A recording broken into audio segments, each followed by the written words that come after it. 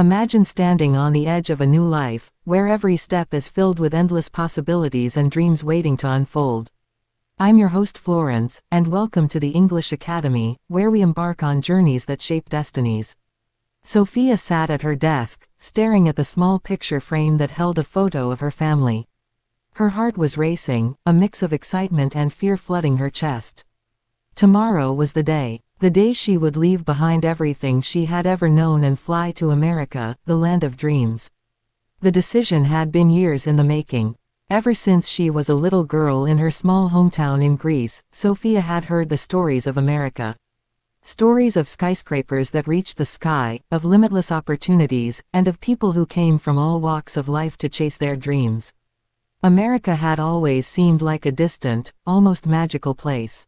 But now, she was about to experience it firsthand. As the sun set that evening, she packed the last of her belongings into her suitcase, clothes, some books, and a few mementos of home.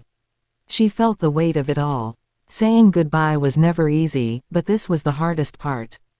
Her parents had always been supportive of her dreams, but this decision had been difficult for them too. Her mother had spent the entire day cooking Sophia's favorite dishes. "For when you miss home," she had said, eyes brimming with unshed tears. Sophia's father had given her his usual quiet advice: "You must always remember who you are, and where you came from." The night before she left, her parents insisted on taking her out for one last dinner at their favorite restaurant. They didn't talk about the journey ahead, but the love in their eyes said it all. As they said their final goodbyes at the airport, her mother's voice cracked. "Promise me you'll call, and don't forget us." Sophia nodded, her throat tight, and held her mother close. She could feel her father's hand on her shoulder, steady and firm. She was leaving, but she was carrying their strength with her. The flight was long and tiring. She couldn't sleep. As the plane began its descent, Sophia peered out of the window, her heart pounding. Below her, the sprawling city of New York came into view, an endless sea of lights and towering buildings. When the plane touched down, a surge of emotions hit her. She was here, in America, the beginning of something new, something big. She stepped off the plane and into the airport, the scent of coffee and bustling crowds filling her senses. She had seen this in movies, heard it in songs, but now, it was real. New York was everything Sophia had imagined and more. The air buzzed with energy, the streets were filled with people hurrying to their destinations, and the constant hum of traffic was like a soundtrack to the city's fast-paced life. She felt both exhilarated and overwhelmed. She took a taxi to her small apartment in Manhattan, a modest studio in an older building.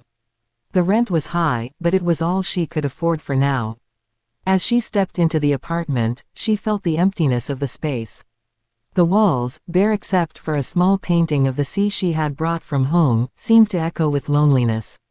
She placed her suitcase on the floor and sat by the window, gazing out at the city. "I'm really here," she whispered to herself, the enormity of the moment slowly sinking in. The next morning, Sophia woke up early, eager to start the day. She had enrolled in an intensive English language program, and today was her first class. She had prepared for this day for months, but now that it was finally here, she felt a wave of nervousness. What if her English wasn't good enough? What if she didn't belong? The moment she entered the classroom, she was greeted by a group of students from all over the world. There were students from Brazil, China, India, Saudi Arabia, and Mexico. Each one of them had come to America for a different reason, but they shared a common goal: to improve their English and find their place in the world. Mrs. Anderson, the teacher, was a friendly woman with short gray hair and a gentle smile. She made everyone feel comfortable right away. "Welcome to class. I know you're all here because you have big dreams. Let's make this journey together," she said, her voice warm. Sophia introduced herself, nervously explaining that she was from Greece and that she hoped to study business in America. As she spoke, she could feel the support of her classmates. They all had their own fears, their own doubts, but they were all here for the same reason: to build a better future. The first few weeks were difficult. Sophia's English was good, but it wasn't perfect. She stumbled over certain words, and sometimes she couldn't understand the rapid-fire American accent of some people she met. But every day, she pushed through. She found a part-time job at a cafe in the neighborhood. It wasn't glamorous, but it helped her pay the bills. The cafe was always busy, filled with New Yorkers grabbing their morning coffee or chatting over lunch. Sophia learned quickly how to make a good cup of coffee, how to handle orders, and how to keep up with the fast-paced rhythm of the cafe. It wasn't easy. She felt homesick often. There were days when she missed the warmth of her family, the comfort of her hometown, and the familiarity of the language she had spoken all her life. But every time she felt discouraged, she reminded herself of why she had come here. One evening, after a particularly rough day at work, Sophia sat on the small park bench near her apartment, staring at the city lights. "Why am I here?" she whispered, the weight of the question heavy in her chest. "What if I'm not good enough? What if I can't make it?" Just then, her phone rang. It was her mother. Her voice, despite the distance, sounded like a lifeline. "Are you okay, my dear?" her mother asked, her voice warm and concerned. "Tell me about your day." Sophia talked about her day at the cafe, the frustrations of adjusting to a new culture, and the challenges she was facing in class. Her mother listened intently, and after a long pause, she said, "I know it's hard, my love. But remember, nothing worth having comes easily. You're doing this for yourself. For your future. Don't give up now." Sophia's heart swelled with gratitude. She had come so far, and she couldn't let go now. Months passed, and things began to get easier. Sophia's English improved, and she made friends in class. She started participating more actively in discussions, and her confidence grew with each passing day. She felt a sense of pride in her progress. But just as things seemed to be going well, Sophia faced another challenge. Her visa was up for renewal. She had heard horror stories of visa denials, and she worried that her dreams might be slipping away. She spent days gathering documents and proof of her status, stressing over the possibility of rejection. She met with an immigration lawyer, a kind woman named Sarah, who reassured her. "We'll get through this, Sophia.